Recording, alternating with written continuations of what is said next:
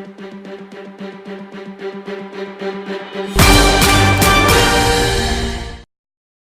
everybody, and welcome back to another big Clash Up video. Now I have been reading the comments and I do agree with you guys, but Google's name changing policy makes it so that I can only change my name every 2 months. So when I change my name to Trending on Your Phone, I had to wait a total of 2 months to change it back, and that's why we're still waiting to this point for the name change. But with that being said, let's hop into our video. Starting us off at number 1 is the Giant and Poison deck. Now about 6 months ago, this card combo was so popular that the Giant itself got a big HP nerf, and the Poison spell also got a damage reduction nerf to Crown Towers. Now keep in mind, when this card deck was in usage, the Elixir Collector still had a cost of 5 Elixir, not 6, so putting down a big combo like Giant, Musketeer, and Prince wasn't too hard. Now when attacking with this deck, you place down the Giant, Prince, and Musketeer, and then you follow up those 3 cards with a Poison spell, which was the biggest factor of this attack strategy. 6 months ago, the Goblin Gang did not exist, so the only Swarm card available to take out this attack strategy very quickly was a Skeleton Army. But this deck does have a Zap inside of it, making that card not really usable. The only deck that is very good against this deck are Inferno decks and also Zap Bait decks. But in terms of usage, using the Giant Poison strategy compared to a Zap Bait deck is far more easier, making this deck easy to use, very popular, and a bit overpowered. Number 2.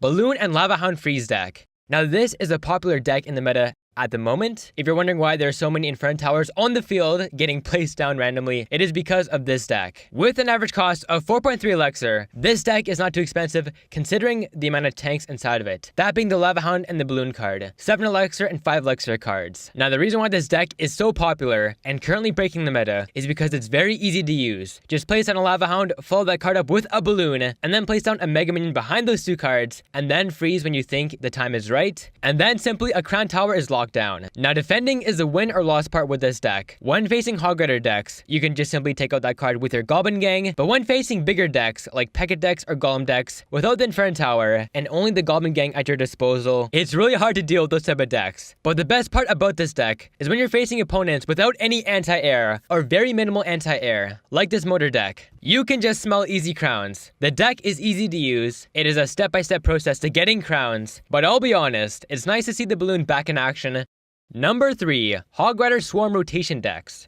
In Clash Royale a long time ago, the Hog Rider used to be way more powerful. Now recently this card was nerfed, but to skilled players, it is still a very viable option. Now the deck you're seeing right now was a very popular Hog Rider deck. Now the strategy behind this deck was foreshadowing. Say for example you're facing a Barbarian deck, and being the smart player that you are, when you're pushing with your Hog Rider, you pre-fire your Fireball to take out the Barbarians, and you get a nice big Crown Tower, and that is a strategy in a nutshell. Just pre-firing, knowing what cards they're going to defend your card with, and you just get an advantage by having that knowledge. And once you get a Crown Tower advantage, you just chillax and defend with your very swarmy cards, that including Minion Horde, Barbarians, and a bit of splash control, that being the Wizard. So the deck is very simple. At one point it was the best trophy pushing deck, having a good basage of skill needed, and also being simple at the same time. And it was crushing the meta, being overused, making Clash Royale's gameplay a bit boring.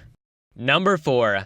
Elite Barbarian Rotation deck. Now everybody watching has to know about the Overkill Elite Barbarian buff. Now when this card was first introduced to Clash Royale, it was understated, having bad HP and bad damage for the cost, giving reason for Supercell to overbuff this card, giving the Elite Barbs really good damage per second, already having really good speed, and also massive hit points. And keep in mind, with these good stats, this card was also fairly new. To be honest, most players in the Clash Royale community didn't know how to handle this card. Now the deck you're seeing right now was the most popular Elite Barbarian variant deck at the time when this card was overpowered. This deck made players cry, it made players destroy their phones and iPads, and it made me very annoyed of this game. Now the strategy with this deck was to use the Elite Barbarians as the main source of damage, taking out giants, dealing massive Crown Tower and King Tower damage, just making the players very annoyed and very scared. So it was used to bait players to overuse Elixir. And when that happened, you place on the Hog Rider, you deal extra Crown Tower damage, and you snag a lot of HP. And this also was before the Cannon nerf, and that card was the hardest counter for enemy Hog Riders, making this deck very efficient. And the Fireball, as you're about to see, good for taking out Barbarians, also good for taking out the 3 Musketeers.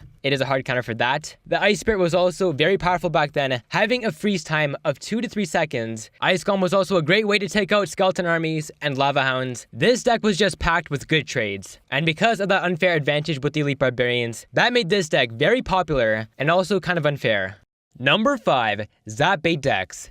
Now, to make your deck qualify as a Zap bait deck, you have to have a lot of swarm cards and a lot of cheap cards that can get killed easily. That including in this deck the Princess, the Skeleton Army, the Goblin Barrel, and also the Miner and the Minion Horde. Now, keep in mind, a couple months ago, the Zap could actually one-shot the Goblin Barrel. So essentially, with this strategy, players were placing on the Goblin Barrel, getting that card zapped, and then they'd go in with a Skeleton Army or Minion Horde and just devastate players with not enough anti-swarm. This deck became so popular, so cost-effective, and very frustrating that Supercell even made a card called the Executioner that we now know to be one of the best anti-swarm cards in the game because of the card's amazing splash and boomerang effect. Now, the popularity of this deck, even when the Executioner was introduced, still kind of stayed at the same level because when that card got introduced, the Goblin Gang also got introduced, which is a great addition to swarm decks. But in the end, because of Zap bait decks with their very swarmy tactics, the card Executioner had to come to Clash Royale.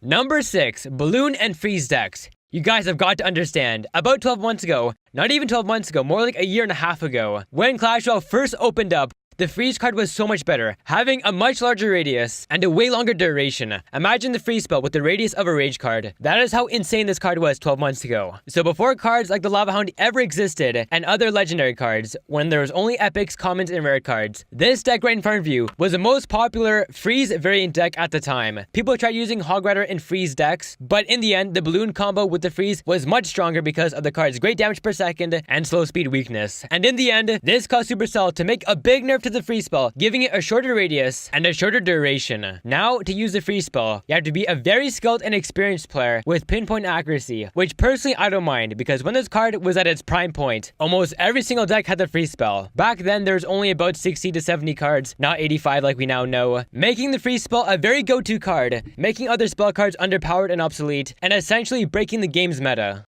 Number 7, Royal Giant and Goblin Hut decks.